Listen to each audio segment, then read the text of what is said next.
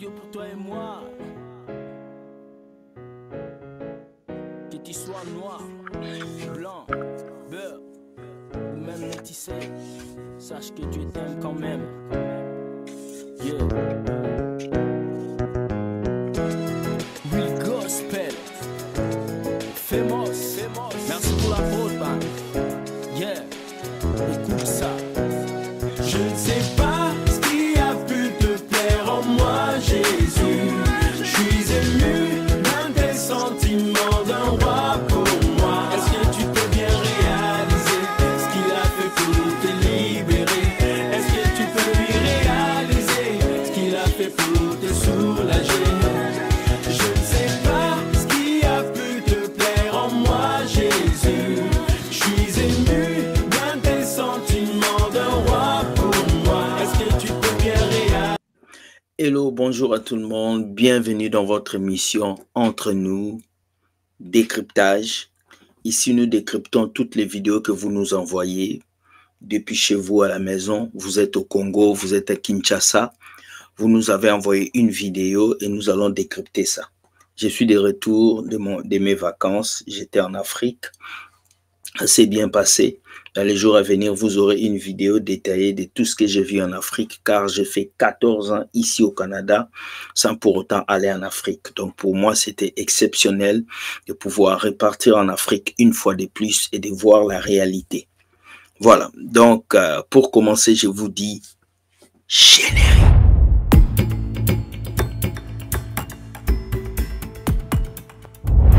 Hello, voilà, nous sommes ici de retour sur notre plateau avec les vidéos que vous m'avez envoyées. Vous êtes tellement nombreux à m'envoyer des vidéos, je me suis dit c'est bon pour moi de venir vous faire écouter ces vidéos afin que nous puissions commenter sur ça.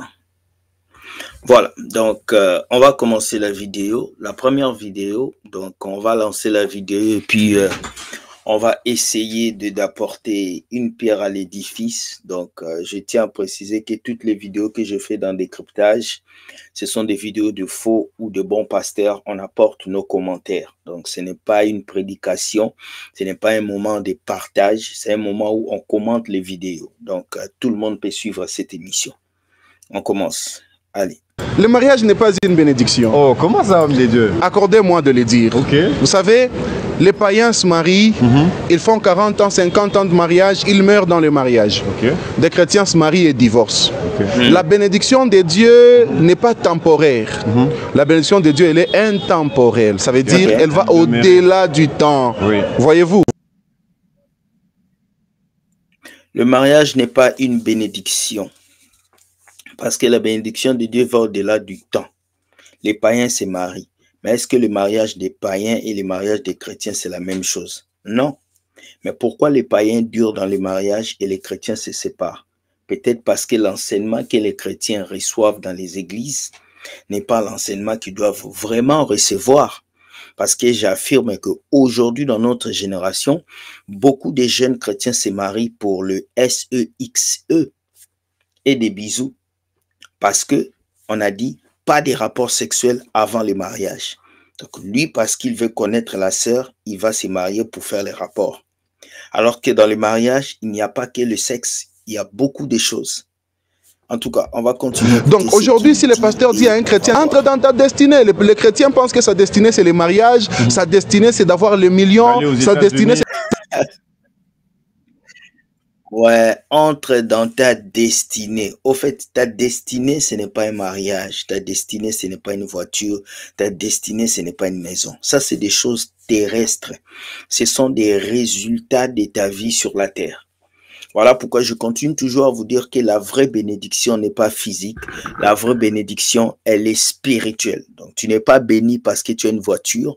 Les païens l'ont. Tu es béni parce que tu as Jésus. Donc, il faut comprendre ça. Voilà pourquoi il dit le mariage dont il parle, c'est le physique. Le mariage physique, voiture, fille d'honneur, c'est des choses physiques.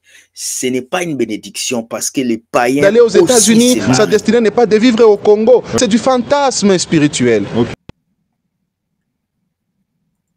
Du fantasme spirituel. En fait, il dit, il a raison parce qu'aujourd'hui, beaucoup de chrétiens fantasment un peu sur les bénédictions. Ça veut dire que moi, on m'a dit que je réussirai. Moi, on m'a dit que je vais avancer. Mais pourquoi je ne réussis pas? Parce que le diable m'a bloqué, parce que les démons m'ont bloqué. Mais c'est une bêtise. Parce que quand on est dans le Seigneur, le diable ne peut pas nous bloquer. Parce qu'on marche dans la volonté de Dieu. Alors moi, ce que je veux dire ici, c'est qu'il a raison en un terme aussi, que le mariage n'est pas une bénédiction. Le mariage est une conséquence de la vie sur la terre. Donc, c'est une grâce que Dieu t'ait fait de te marier, mais c'est pas une bénédiction en soi. La bénédiction, c'est avoir Christ en lui. Parce que tout ce qui la destinée d'un homme, c'est d'entrer en Jésus. Amen. La destinée d'un homme, c'est entrer en Jésus. Ta destinée n'est pas d'avoir une voiture, ta destinée n'est pas d'avoir une maison, ta destinée n'est pas d'avoir des Ferrari, des Lamborghini, ta destinée n'est pas de rouler une Porsche, ta destinée est d'abord d'avoir Christ comme Seigneur et Sauveur dans ton cœur. Maintenant, quand tu as Christ, il vient te combler avec ce que lui, il veut. Pas parce que toi, tu lui donnes, comme ce que les pasteurs pingouins vous prêchent. C'est un message fort, ce qu'il dit. Moi, j'aime ce qu'il dit. J'ai aimé ce qu'il a dit. Ta destinée, c'est entre les mains de Dieu et c'est Dieu qui décide de te bénir. Donc, ne vous laissez pas utiliser par ces faux pasteurs. Ouvrez vos yeux, réalisez ce que vous faites en fait que Dieu puisse. Un homme est en Jésus, il est dans sa destinée. Okay. Si un homme a déjà reçu Jésus, il a sa destinée. Et donc, si vous n'avez pas encore reçu Jésus, même si vous avez fait les plus beaux mariages au monde, même si vous êtes l'homme le plus friqué au monde, vous n'êtes pas dans votre destinée. Vous êtes en dehors de votre destinée. Okay. La destinée d'un homme, c'est d'être en Christ. Et si un homme est trouvé en Christ, il est dans sa destinée. Donc, ta destinée, c'est lorsque tu es en Christ.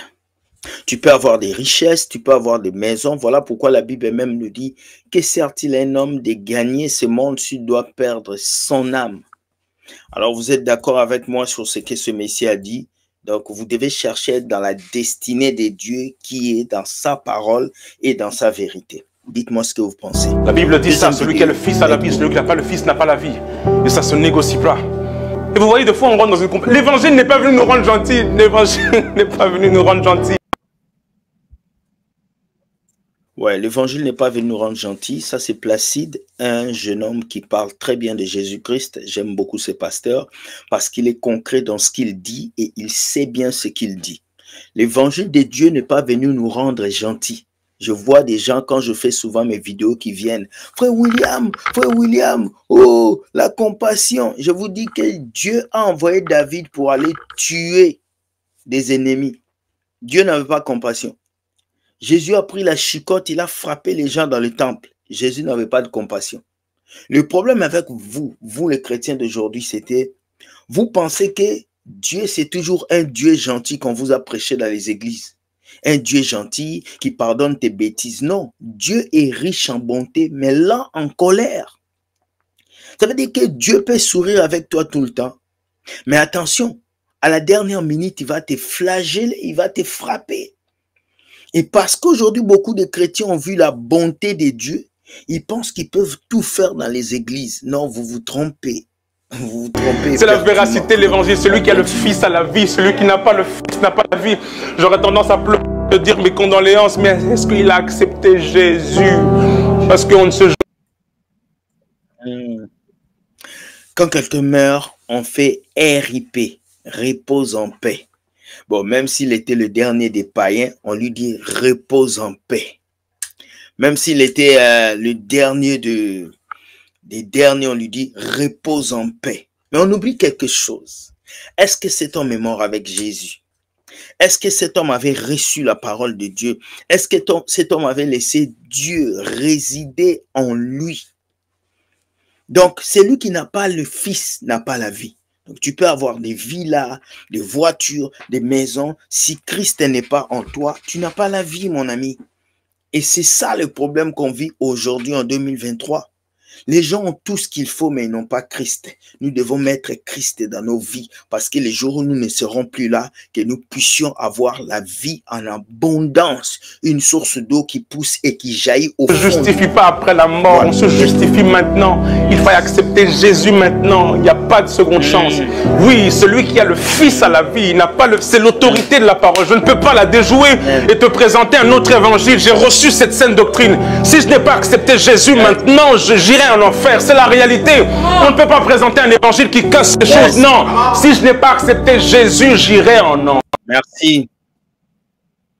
C'est maintenant que ça se passe. Ce n'est pas demain, ce n'est pas après-demain. C'est maintenant que tu acceptes Jésus. C'est lorsque tu vis, lorsque tu respires. Beaucoup de gens disent, c'est demain, c'est quand je serai vieux, c'est quand j'aurai 55 ans. Non, c'est maintenant, mes amis. Si tu me suis aujourd'hui, c'est maintenant que tu marches avec Christ. Parce que tu ne connais pas ton lendemain. Tu ne sais pas ce que demain est fait. Alors c'est ce matin que tu dois l'accepter. C'est triste, mais beaucoup de gens s'en rendent compte. C'est l'autorité de la Bible. Celui qui croira et qui sera baptisé sera sauvé. Celui qui ne croira pas sera condamné. Celui qui parle, c'est l'homme de la grâce. C'est l'homme Christ qui est venu sauver l'humanité. Il est en train de nous dire que si tu n'acceptes pas Jésus, même venir à l'église, ça ne vaut rien si tu n'as pas accepté Jésus, mon frère. Pasteur, j'étais là à l'église tous les dimanches, comment? Voilà. Même venir à l'église ne sert à rien si tu n'as pas accepté Jésus. Désolé, mon cher Placide, parce qu'aujourd'hui, en 2025, beaucoup viennent à l'église sans Jésus dans leur cœur. Ils viennent à l'église pour le mariage, pour le succès, pour l'élévation, mais ils ne viennent pas à l'église pour Jésus. Et voilà une vérité qui est sortie. Si tu n'as pas Jésus, ça ne sert à rien. Alors pose-toi la question, est-ce que tu as Christ en toi? Suivez-moi bien. Prochaine Il y a vidéo. certaines personnes dans ta vie, si elles entrent, ta vie change. C'est fort. C'est fort. Il y a certaines personnes dans ta vie, si elles entrent, ta vie change. Vous voyez beaucoup de similitudes, beaucoup d'exemples dans la Bible. Oui. Il y a des personnes, lorsqu'ils entrent dans ta vie change. Pourquoi? Parce que ces personnes sont des porteurs de bénédiction dans ta vie. Ces personnes sont des porteurs d'élévation dans ta vie. Dieu les utilise pour t'amener quelque part. Et lorsque tu ignores ces personnes, lorsque tu insultes ces personnes, lorsque tu rejettes ces personnes dans ta vie, tu commences à sombrer. Beaucoup de gens m'ont piétiné, négligé, ici sur YouTube. Mais dès le jour où on s'est séparés, vous avez vu leur chaîne YouTube tomber. Dès le jour où ils m'ont insulté, vous avez vu comment est-ce qu'ils sont tombés. Il y a des personnes, ressources que Dieu a mis dans vos vies.